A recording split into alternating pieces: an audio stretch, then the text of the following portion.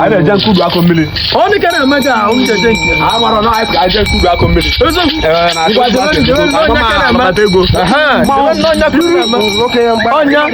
Ah. Debe nun tozulia.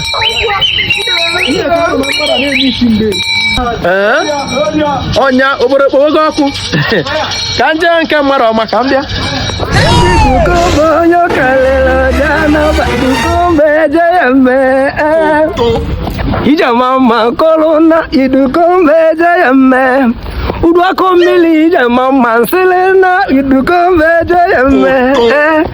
Koi kalela jana bidukombe jayame. Onya kevati ija mama kolona idukombe jayame.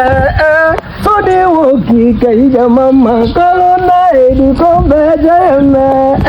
Which one can come up to you? Funny people. Hey, uduako, dukombe jayame.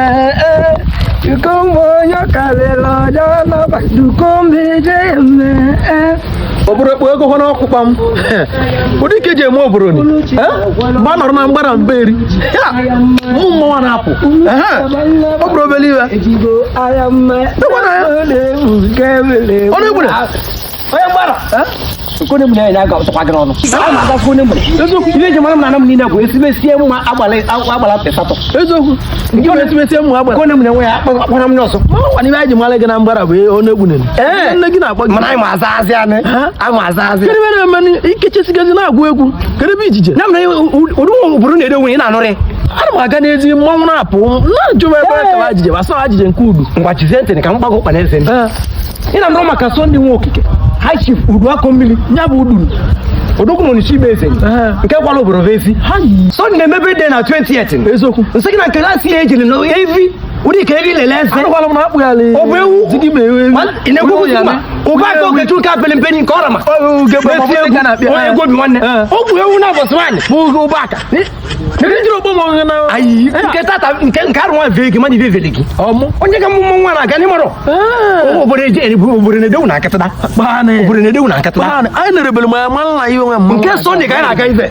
Na 28 ebe odi akpotu na Anarchy Hotel na college. Nke na college. Omo na agbasi ada na mu. I na dive. Mboso wana mmechere okwu ka agbasi ada obule lugo me. 12 ko bido. Tumu deze nyani. Onya meze egwu. Ike zo water. Ewe ki dia so nyani em singige nyani. Ezokwu. Ai nwa na sibe ya nyani. Ndị egwu ni na invite ndị egwu ni na namu. Ma Igbo niile olumigbo gba mu okpa na eze. Onye na-ekwu okwu ya ka logo kote. Ezokwu. Mboso wana nke haru nwa ya mari nke aka. Ebe kinye mu no mbi anya. Ka mkpokwu ya ka ọma nọ ya mgbara ya bịa nya bụ oli. Edechọ no maka olu nwe gị na chọrọ bịa bụ kobre ibuto wata esibesi nwa ayo. Onwe na akọlụ nwa akpụ na ịmụrụ na iji atago. Egwulum ka onwe na akọlụ. Dake igbagoto obodo. Dake igbagoto obodo. Ka onwe na akọlụ nwa akpụ. Ngwa na emesi eli. Ị na-abịa ndokwa nwunye go. Te nwunye gị. Nwunye m ejere ije anya gafa nwa ya iji.